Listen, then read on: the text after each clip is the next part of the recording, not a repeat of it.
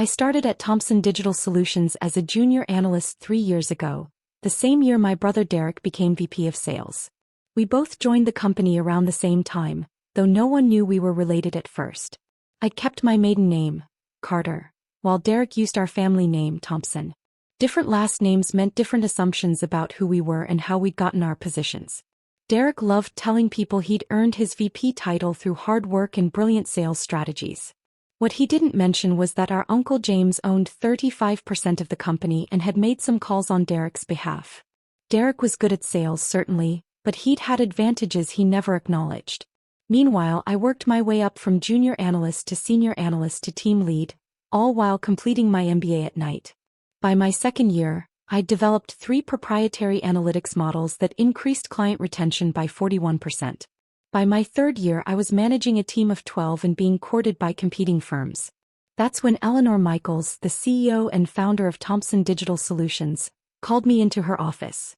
"Jenna," she said, gesturing to a chair. "I'm retiring in 8 months." I congratulated her, assuming she was about to tell me about leadership changes that would affect my department. "I want you to replace me," Eleanor continued. I stared at her. "I'm sorry, what?" "You're 29 years old, you've revolutionized our analytics division, and you understand this company better than anyone on the executive team. I've been watching you for 2 years. You're the person who should lead Thompson Digital into the next decade." "What about the current executives?" I asked carefully. "The VP of Operations, the CFO, Derek Thompson, and Sales." "They're competent managers," Eleanor interrupted. "You're a visionary. There's a difference. I'm not interested in leaving my company to someone who'll maintain the status quo. I want someone who'll push boundaries." Over the next 8 months, Eleanor mentored me privately. She taught me everything about CEO responsibilities, board relations, investor management, strategic planning, crisis leadership. We kept the succession plan confidential, known only to Eleanor, myself, and the board of directors. The board had been skeptical at first. I was young, relatively unknown outside my division, and didn't have the traditional executive pedigree. But Eleanor was persuasive and my track record spoke for itself. Eventually they agreed with conditions. I'd be CEO with full authority, but I'd have a 6-month probationary review to ensure I could handle the role. I accepted the terms. What made the situation more complicated was Derek. He'd been campaigning for a C-suite promotion for months, angling for Chief Revenue Officer. He assumed Eleanor's retirement would create opportunities for the existing executive team to move up. He had no idea that the CEO position was already filled by his little sister. Eleanor and I decided to keep the announcement quiet until her official retirement date. I continued working in my director-level position, attending meetings, managing my team, while privately preparing to take over the entire company. Derek, meanwhile, became increasingly insufferable. It started small, dismissive comments during department meetings, casual put-downs disguised as jokes. Derek had always been competitive, but as his CRO ambitions grew, his need to elevate himself meant diminishing everyone around him. 3 months before Eleanor's retirement, we had a company-wide strategy meeting. Derek was presenting Q3 sales projections when I noticed an error in his market analysis. "Derek," I said during the Q&A portion, "your growth projections for the enterprise segment, they're based on last year's market conditions. The competitive landscape has shifted significantly. We should adjust those numbers down by at least 15%. Derek's smile was condescending. "Jenna, I appreciate your enthusiasm, but sales strategy is a bit more complex than running spreadsheets. These projections are based on actual pipeline conversations with real clients." "I understand," I replied calmly. "But the analytics data shows 3 major competitors have undercut our pricing in that segment. Unless we're planning to match their rates, those enterprise deals are less likely to close." "Stick to your cubicle," Derek said with a laugh. "Real business is for professionals who understand client relationships, not just people who analyze numbers in isolation." Several executives chuckled. Derek's ally, Marcus Hayes from Operations, nodded in agreement. "Sales is an art form, Jenna. You can't reduce it to data points." I said nothing more, just made a note in my planner. Derek's projections would come up short in Q3, and when they did, I'd remember this moment. The incidents escalated over the following weeks. At a client dinner, Derek introduced me to a potential enterprise account as my sister who works in our analytics department. Not director of analytics, not head of our data intelligence division, just someone who works in analytics. When I tried to discuss the strategic implications of our pricing model, Derek cut me off. Let's not bore our guests with technical details. Why don't you tell them about that restaurant you like downtown instead? At a leadership training session, Derek made a point of sitting at the executive table while gesturing for me to join the director-level attendees at a separate table. When I sat at the executive table anyway because I was leading a session on predictive analytics, he raised his eyebrows and whispered something to Marcus that made them both smirk. The worst moment came at the annual company retreat 6 weeks before Eleanor's retirement. The executive team was presenting the 5-year strategic vision. Each VP took turns discussing their division's role in the company's future. Derek spoke about expanding the sales team, opening new regional offices and pursuing Fortune 500 accounts. During the open forum discussion, I raised my hand. Derek, you mentioned opening offices in Phoenix and Austin. Have we analyzed the cost-benefit ratio of physical expansion versus investing in remote sales capabilities? The data suggests we could reach the same markets at 40% lower overhead with a distributed team model. Derek sighed dramatically. Jenna, this is exactly why analysts shouldn't try to make strategic decisions. You're looking at costs without understanding the prestige and client relationship benefits of regional presence. Some things can't be measured in your spreadsheets. Actually, I replied, client satisfaction surveys indicate that enterprise buyers prioritize platform capabilities and support responsiveness over regional office presence. We could allocate those expansion funds toward product development and customer success teams instead. Leave business strategy to the smart ones, Derek said, his tone sharpening. You're great with numbers, really. But understanding market dynamics, client psychology, competitive positioning, that requires experience you don't have. The executives at his table nodded. Marcus added, Derek's right. Strategic thinking is different from tactical analysis. That's why we have distinct roles. I smiled politely. I understand. Just sharing the data. Derek leaned back in his chair, satisfied. And we appreciate the data. That's your job. Our job is deciding what to do with it. Eleanor, sitting at the back of the room, caught my eye. She gave me the smallest nod. 6 more weeks, her expression said. Just 6 more weeks.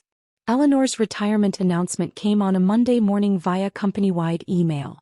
After 15 incredible years building Thompson Digital Solutions, I'm retiring at the end of this month. It's been the honor of my career to work with such talented people. I'm confident the company is in excellent hands moving forward. The board will announce my successor this Friday. The office erupted into speculation. Derek spent the entire day networking, making calls, positioning himself as the obvious choice. I heard him on the phone with a board member. I know we discussed the CRO position, but given Eleanor's departure, I hope you'll consider me for COO. My sales leadership has been instrumental to our growth. By Wednesday, Derek was already acting like the job was his. He scheduled a meeting with the executive team to discuss transitional leadership strategies. He sent me an invitation with a note. You should attend, good learning opportunity for future director-level advancement. I attended the meeting and said nothing, just took notes while Derek outlined his vision for Thompson Digital's future. More aggressive sales targets, expanded executive bonuses, reduced investment in R&D. We need to focus on revenue generation, not experimental projects. Marcus asked about the analytics division. Will we be restructuring under new leadership? Definitely, Derek replied. Analytics is important, but it needs to serve sales strategy, not drive it. We'll be realigning reporting structures to ensure better integration with revenue-generating divisions. He glanced at me. Jenna, I hope you're open to changes. A new CEO will want to put their stamp on every department. I'm very open to changes, I replied calmly. Friday morning arrived. The board announcement was scheduled for 10 a.m., followed by an all-hands meeting at 11 a.m. At 9:45 a.m. I was sitting in my office when Derek knocked on my door. He was wearing his most expensive suit, practically glowing with confidence. Big day, he said. You coming to the announcement? Wouldn't miss it, I replied. I wanted to say, Once I'm CEO, I hope there's no weirdness between us. I know I've been hard on you sometimes, but it's only because I see potential. Under my leadership, I think you could really grow into a senior director role. That's generous of you, I said carefully. Family is important, Derek continued. I'm not going to be one of those CEOs who forgets where he came from. I'll make sure you're taken care of. I appreciate that, I replied, my expression neutral. Derek checked his watch. I should get to the conference room. Board members are probably arriving. See you at the announcement. He left and I sat alone in my office for another 5 minutes, breathing deeply and centering myself for what was about to happen. The conference room was packed. All 150 employees had crammed in with overflow watching via video feed. The executive team sat in the front row. Derek right in the center, Marcus beside him, all of them radiating anticipation. I stood near the back unnoticed. At exactly 10 a.m., Eleanor walked in with the board chair, Margaret Porter. Eleanor looked professional and composed, while Margaret carried a folder that presumably contained the official announcement. Thank you all for being here, Eleanor began. As you know, I'm retiring after 15 years of leading this incredible company. It's been the greatest privilege of my professional life. He paused, scanning the room. Choosing my successor was the most important decision I've ever made for Thompson Digital. I needed someone who understands not just where we are but where we need to go. Someone who combines analytical rigor with strategic vision. Someone who's proven they can innovate, lead teams and drive measurable results. Derek was sitting up straighter, ready to stand.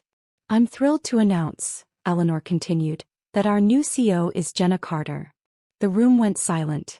Derek's smile froze on his face. Jenna has been with us for 3 years, Eleanor continued, during which she's transformed our analytics division, increased client retention by 41%, and developed proprietary models that have become core competitive advantages.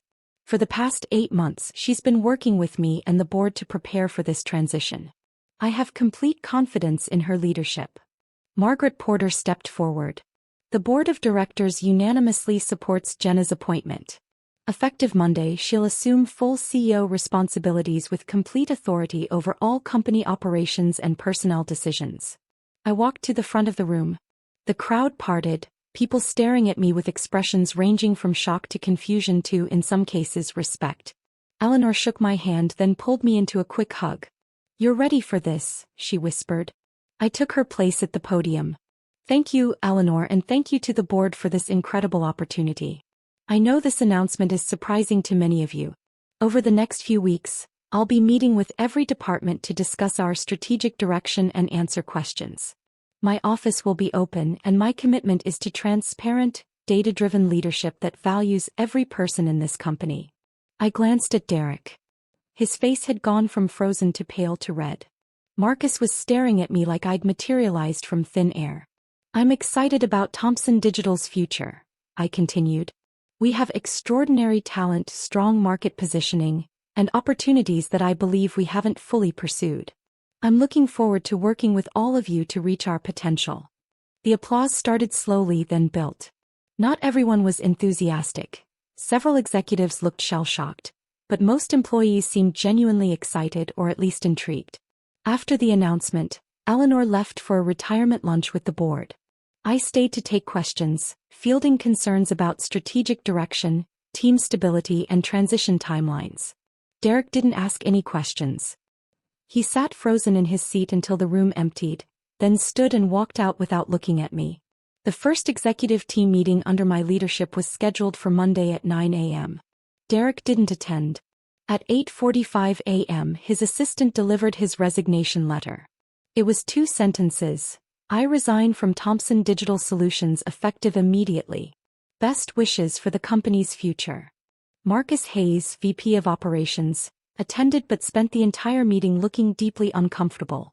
When I asked about Q4 operational priorities, he gave vague, non-committal answers. By Tuesday, Marcus had also resigned. 2 other executives, both Derek's close allies, gave notice by the end of the week. I accepted all the resignations graciously and began recruiting replacements.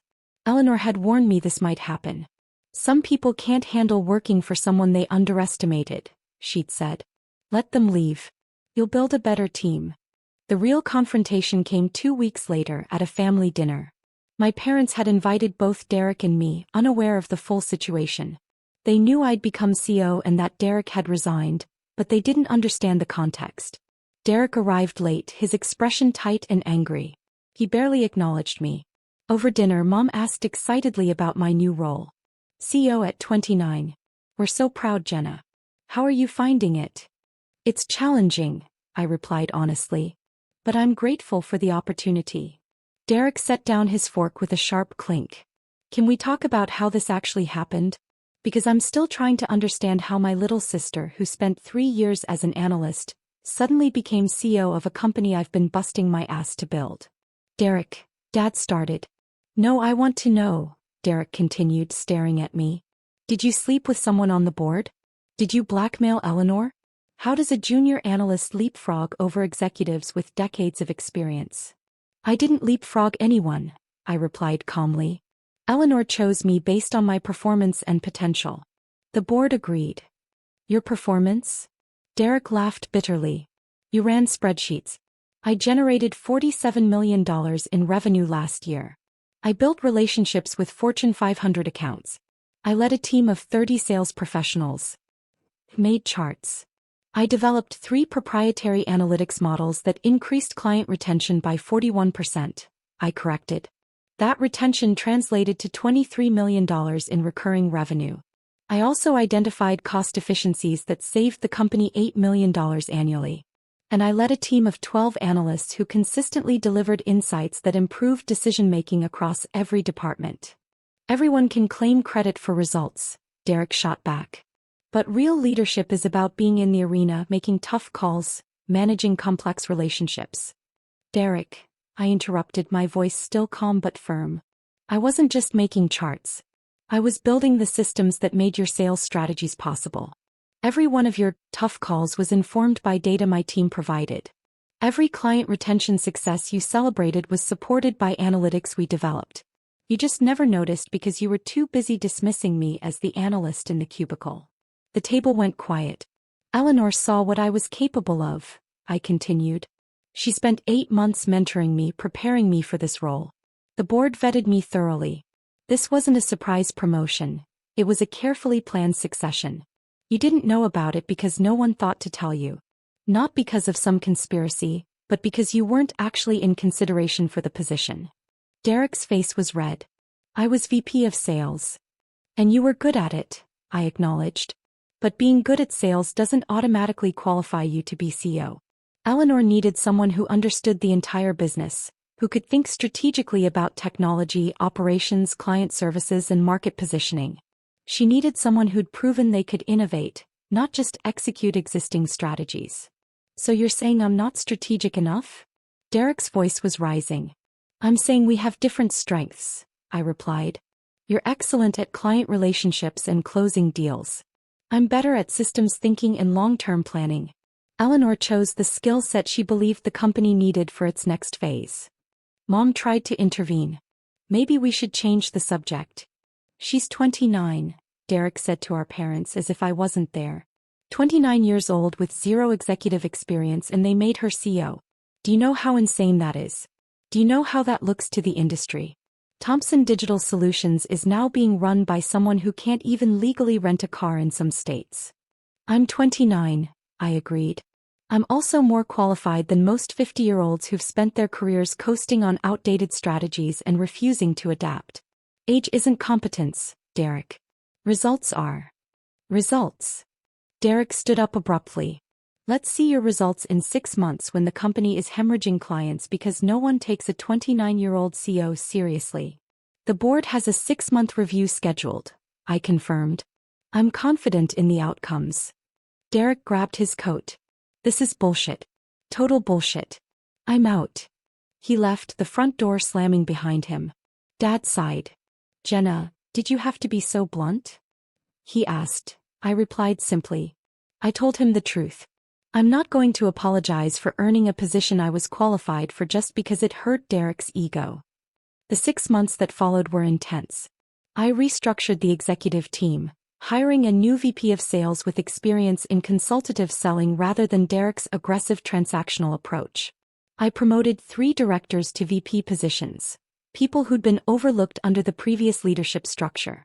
I implemented the distributed sales model I'd proposed, closing the planned Phoenix and Austin offices before they opened and investing those funds in product development instead. The decision was controversial, but within 4 months, our enhanced platform features attracted 6 new enterprise clients that Derek's old team had marked as impossible gets. I reorganized the analytics division, expanding it from 12 people to 25 and integrating data intelligence across every department. Sales, operations, customer success, and product development all began making decisions based on real-time analytics rather than gut instinct. Revenue grew 29% in Q1 under my leadership. Client retention hit 94%, the highest in company history. Employee satisfaction scores jumped 31 points, particularly among non-executive staff who appreciated the more collaborative leadership style. The board's 6-month review was scheduled for a Tuesday morning in July. I prepared extensively, detailed reports, performance metrics, strategic plans for the next 3 years.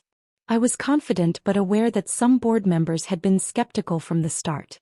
Margaret Porter opened the meeting. Jenna, the board has reviewed your first 6 months as CEO. We've analyzed financial performance, client satisfaction data, employee feedback, and strategic execution. I waited, keeping my expression neutral. Your performance has exceeded expectations, Margaret continued.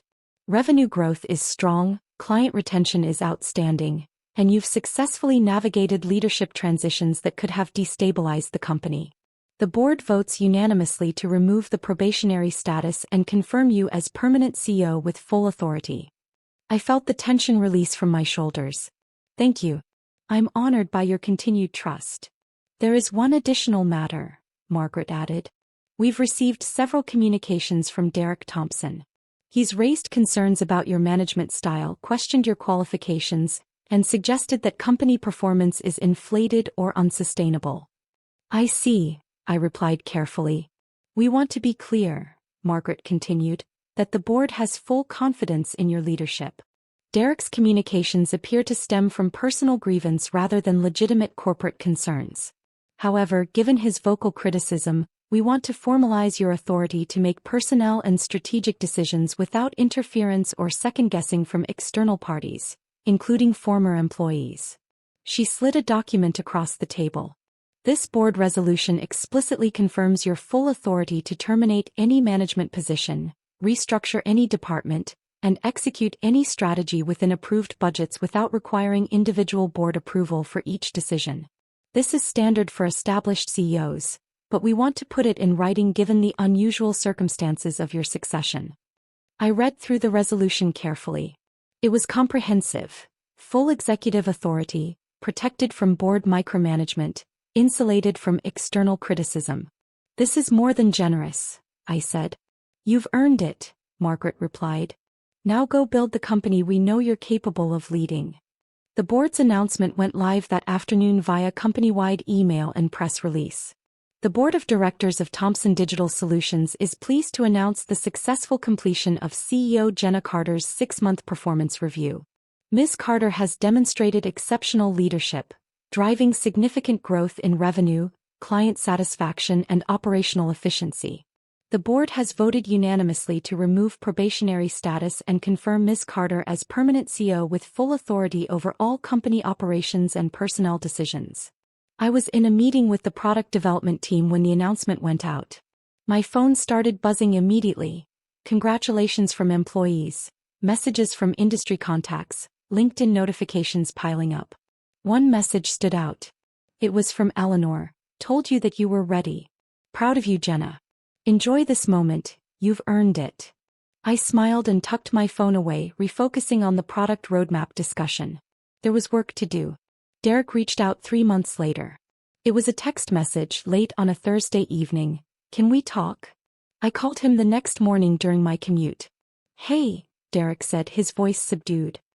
Thanks for calling back. Of course. What's up? I wanted to, apologize maybe, or at least explain. He sighed. I've been doing a lot of thinking since I left Thompson Digital. Started working with a career coach actually. Processing some stuff. I'm listening, I said. I was an asshole to you, Derek admitted. The stuff I said in meetings, the way I dismissed your ideas, that dinner with Mom and Dad, all of it was out of line. I was so focused on my own career trajectory that I couldn't see what was actually happening. I thought I deserved the CEO position because I wanted it, not because I'd earned it. I appreciate you saying that, I replied. I saw the Q2 numbers, Derek continued. Thompson Digital is doing incredibly well. Better than it ever did under Eleanor's final years, honestly. You were right about the distributed sales model, the analytics integration, all of it. I was wrong. We had different visions for the company, I said. That's not unusual. I'm sorry the transition was painful for you. It was my own fault, Derek said. I built my entire identity around being the successful one, the business genius, the future executive. When you got the CEO position, it shattered how I saw myself. That wasn't your problem, it was mine. We talked for another 20 minutes. Derek had taken a VP of sales position at a smaller firm, where he was learning to lead without the ego that had driven him at Thompson Digital. He was in therapy, working on his competitive tendencies and his need for external validation. Do you think we can be okay? Derek asked finally. As siblings, I mean. Not asking to come back to the company or anything. Just be family again. I'd like that, I said honestly. Good. Maybe we could do dinner sometime? Without the explosive arguments. I smiled. I think we can manage that. 2 years into my tenure as CEO, Thompson Digital Solutions had grown into something Eleanor hadn't imagined and Derek wouldn't have believed possible. Revenue had increased 67% from my first day. We'd acquired 2 smaller competitors, expanded into 3 new market verticals, and developed a platform that was being recognized as industry-leading. The distributed sales model had proven even more successful than projected. Without expensive regional offices, we'd invested in sales enablement technology and training that made every salesperson more effective. Our sales team was smaller than Derek's had been, but more productive per capita. The analytics division had become our crown jewel. We'd started licensing our proprietary models to other companies, creating an entirely new revenue stream that generated $12 million annually. I'd built an executive team that was collaborative, innovative, and aligned around a shared vision. No more ego battles, no more dismissive comments in meetings, no more leave it to the professionals gatekeeping. Most importantly, employee satisfaction was the highest it had ever been. People felt heard, valued, and empowered to contribute ideas regardless of their title or department.